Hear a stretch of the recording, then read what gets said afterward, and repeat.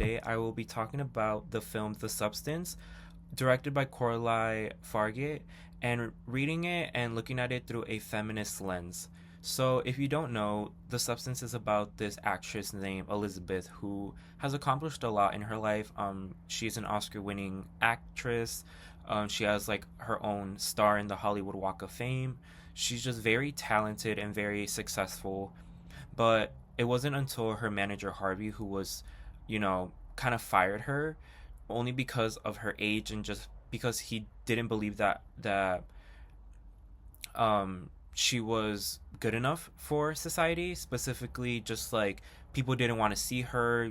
She's too old. She's not. You know, just she doesn't fit into the beauty standards that I guess men hold on to women, and she takes this thing called the substance, which is not a like it's not a drug enhancer. It's not like a surgery or anything, but it's literally like she turns into this another person, which her name is Sue, and it just kind of just goes through what just like the psychological struggles that Elizabeth had to go through throughout the film, just because of like these beauty standards that men hold on to women. And it really ties into a feminist point of view, because um the film touches on a lot of key terms that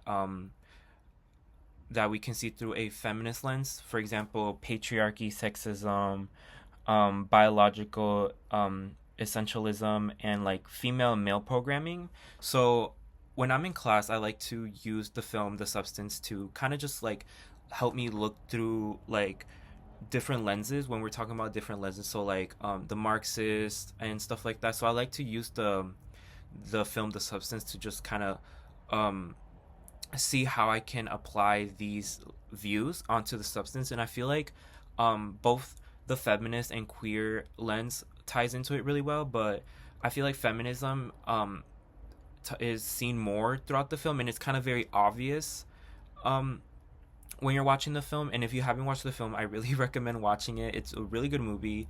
Even if you don't like horror, I feel like it really ties into even our society today. Even though the substance isn't really real, it really touches on a lot of like challenges that women struggle through today. Even as so much that women have accomplished and gone through within these past decades, they still struggle a lot, which is very sad. And it's just the world we live in. But I want to touch base is on patriarchy. So according to a critical theory today, by Lois Tyson, patriarchy refers to a social system in which men hold primary power, dominating roles in political leadership, moral authority, social privilege, and control of property. So throughout the film, we see Elizabeth's manager just have like hold primary power onto women, specifically Elizabeth. And even when Elizabeth turns into Sue or creates Sue, we can see that he holds a lot of power onto Sue, and just having like these very like unrealistic standards onto them, just like practicing, choreograph, keeping up with their looks and stuff like that.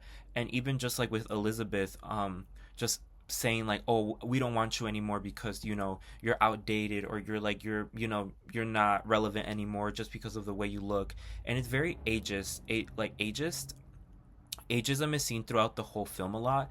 As and in a lot of horror films, we don't really see age as like an issue. Sometimes we kind of see it like as horror. We see some like these young people, and then like boo, like a scary old person. So I feel like ageism is seen through a lot of like horror movies. And but in this film, it's really interesting because it's not seen as like, OMG, like you're scary because you're old, but it's more of like, oh, like we don't want you because you're old, and we don't think that you're attractive or this like that. And even if that's not necessarily true through all men, because in the film there's a scene where she meets up with an old, or bumps into an old classmate, and he still compliments her, even after everything she went through, just kind of looking at herself and analyzing like her whole body, just thinking she's not good enough for society anymore, he compliments her and is saying all these nice things about her, and which was really sweet. And even then that wasn't enough for her, because she believes that like that just because like one person says she's good doesn't mean that the whole world sees it, which is like very sad, because even then, later in the film, he tries to like take her on like a date, even like after turning into Sue. She was still willing to go on a date, but when she was analyzing herself, there's a specific scene where she she's really happy.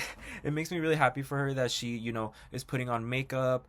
She's all dressed up, she's all glammed up, she's feeling herself. But it wasn't until she was looking at herself in the mirror and kind of just like thinking like, wow, I'm not Sue. I'm like seriously, like I'm not Sue, and I don't look like her. I don't act like her.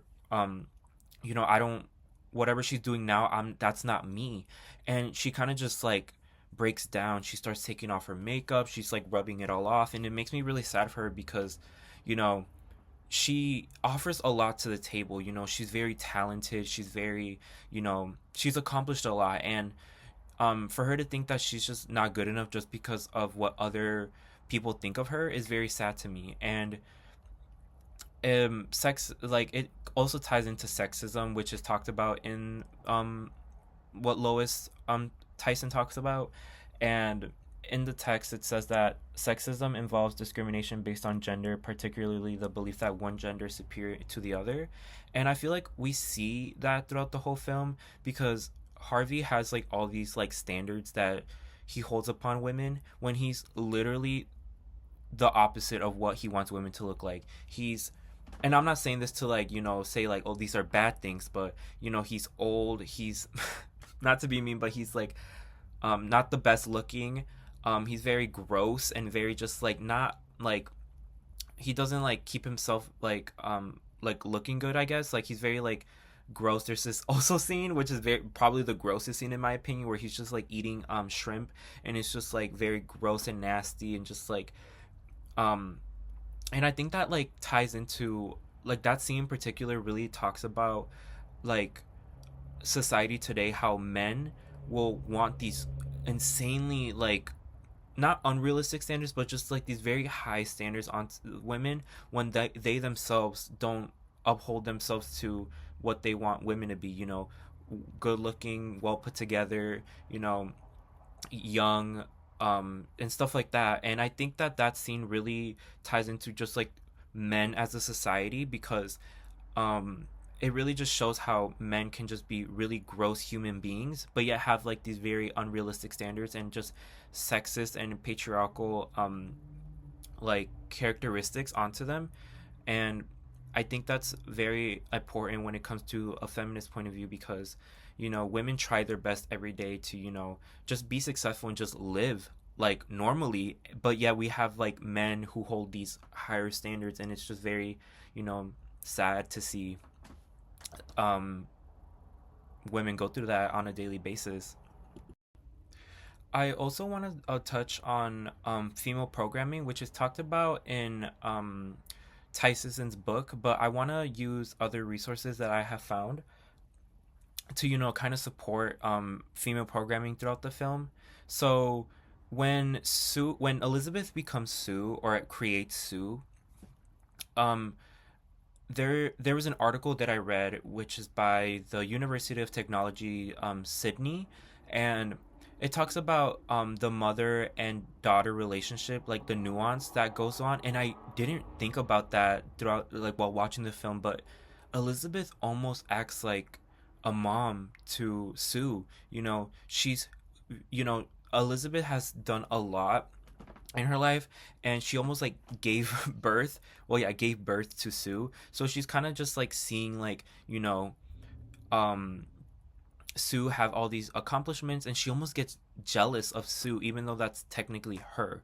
And in the article it talks about just like how Elizabeth almost acts like the jealous mom, that seeing her daughter be successful and getting all like the spotlight onto her, and then just like Sue being like the little bratty like daughter who thinks she knows best and stuff like that. And I never saw it in that like point of view, but it's like I agree, because you know Sue doesn't really care about, the consequences that comes with just abusing, the substance, going over her limits on like the switch, and just respecting the balance, like which she does not throughout, towards the end of the film. And it's really sad to me because, although Elizabeth is like very jealous and just very, just mad at Sue for having all like these accomplishments, when in reality it's not her. She still loves her, because even then, when Elizabeth was done, like she didn't want to be part of the substance anymore, she wanted out. She still had like this love and connection for Sue, because she was like, wow, like that's me. Like she still has to, perform for the New York show later today and stuff like that. And Sue like wakes up and is like, no, I hate you, like almost like, I hate you, mom, like you don't know what's best for me, I know what's best, like you're just jealous, this and that. And it's like it really ties into female programming, because um according to Tyson, it may female programming may lead women to feel pressured into fulfilling nurturing, submissive, and dependent roles, and they may face limitations in pursuing careers. And I feel like both Elizabeth and Sue have like this pressure to fulfill, like, oh, I have to be, pretty young, all these things for society, not even for themselves.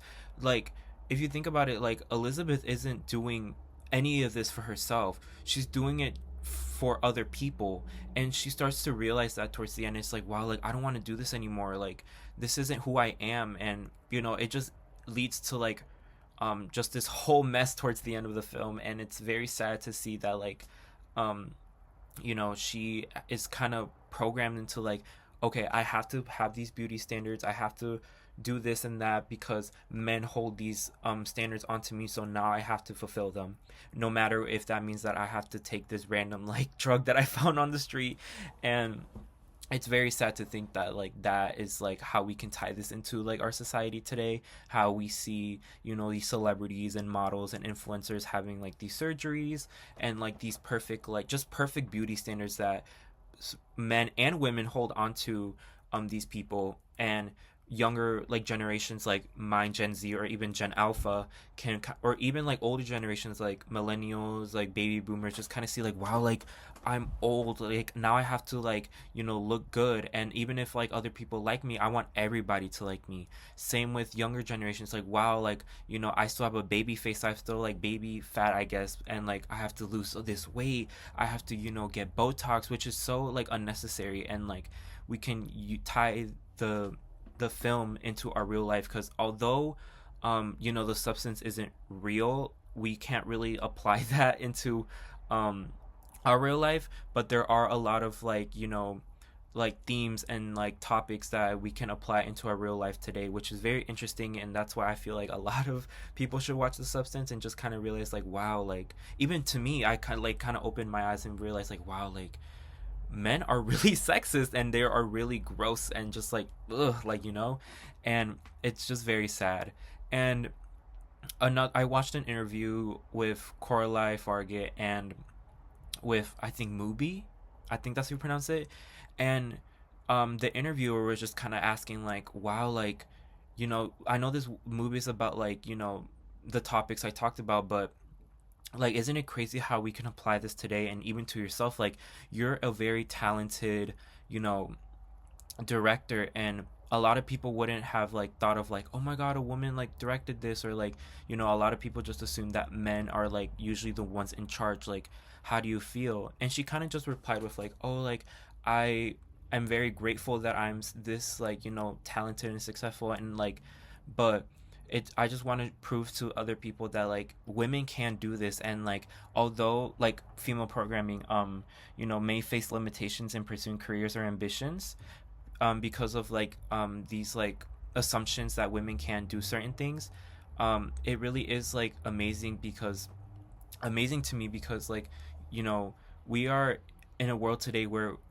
anybody, no matter like your gender, sexuality, what you identify with, you can accomplish anything. And even like there could be challenges like society, and just like, the certain privileges that you could have.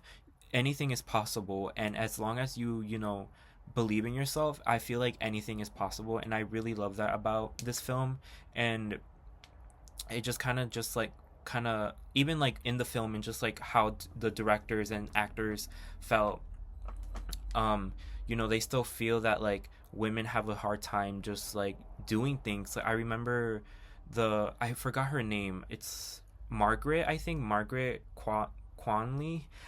She had to, put on prosthetic breasts, and she still felt insecure, and even though she knew it was fake, you know she had to put that on because that's what the society, for I mean, in like the film, that's what society wanted, is just like perfect like body, like like hourglass, very like filled breasts, just very chiseled cheek, and just like clear skin, you know um so for her, she had to put on that prosthetic breast. And even I remember, I think this was in the Oscars that she said this, where she still felt insecure, that like she had to take it off and just look at herself in the mirror and like, wow, like I don't look like that off camera.